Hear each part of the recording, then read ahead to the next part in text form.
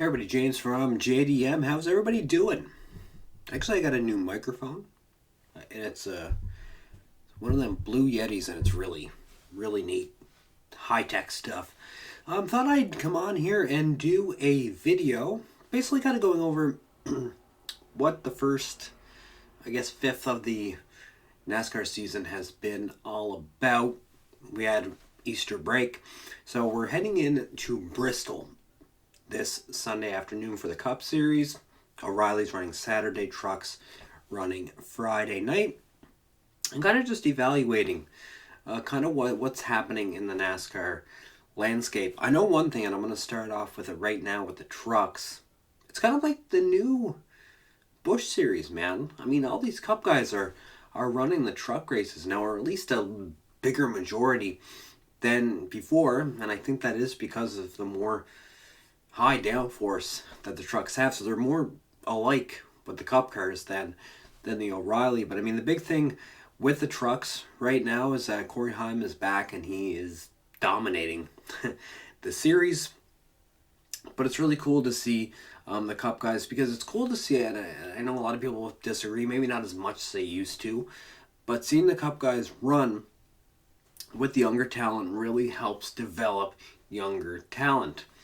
I think Kyle Larson alluded to this last year when he were in Bristol and absolutely whipped them in the spring Bristol race, and basically saying, I mean, I want to dominate these races, right? I want to show that I am better than this young talent, because obviously the young talent need that.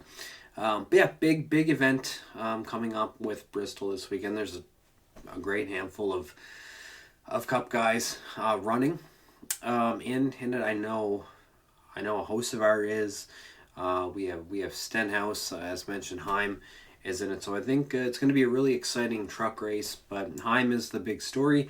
I think he's right up, honestly, in the points right now, and he's actually going for the big prize. I think it's $500,000 he can win if he can pull off the triple truck challenge Friday night. So a lot of happening in the truck series. Obviously, Lane Riggs is running good. Honeycutt, I think he's probably going to be one of the top guys for the championship this season. Chandler Smith is probably going to, I know he's going to be strong as well. And I think even Suarez is running a truck this weekend. So big weekend for the trucks there at Bristol. Moving ahead into the O'Reilly series, obviously it's kind of been the Justin Allgaier show so far this year. I think he's going to be the favorite to win the championship. I think with this new format, it really lends a hand into Allgaier. Obviously, he is consistent. He can rack up top fives. He can rack up top tens. And being a 38, 39-year-old veteran helps as well. But good for William Sawalich last Saturday at Rockingham, picking up his first O'Reilly win of his career. And I know that was a long time coming for Sawalich. I know the Gibbs cars, they've been not as strong as they have been in years past, so I think that kind of hindered Sawalich a bit, because he moved up with Connor Zilisch, and Zilisch kind of just took off when he was with JRM. But thinking back in the ARCA, Sawalich won a lot of races there too, so it's really good to see Sawalich coming into his own, and I think he can probably win another 2 or possibly 3 races this season.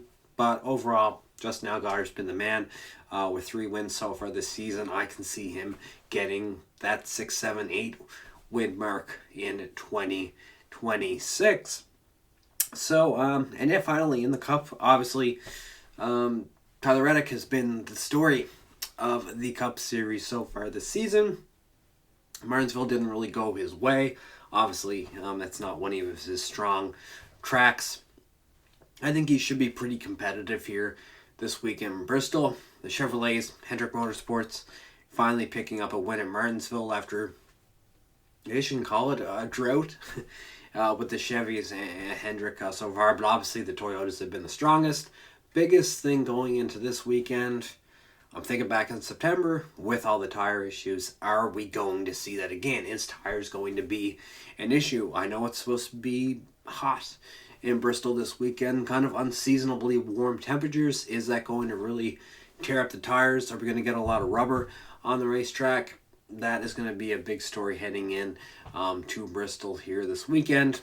And can Reddick maybe get back on his horse? Are the Toyotas going to be really, really strong? I know Denny Hamlin has been strong this season as well, and he is pretty good at Bristol. But I would also watch out for Kyle Larson. I think Kyle Larson has to break out soon, get that first win of the season. But that's kind of my quick little rundown with kind of the series as of right now. I know the last video that I did, I was talking about the All-Star races and the clashes. Can maybe we do something with that going forward? Maybe having these Cup guys on late models, I think that would be really neat, a cool thing to see. But a lot of things happening in the NASCAR landscape. I think a lot of good is coming out. The ratings are up this season in 2026.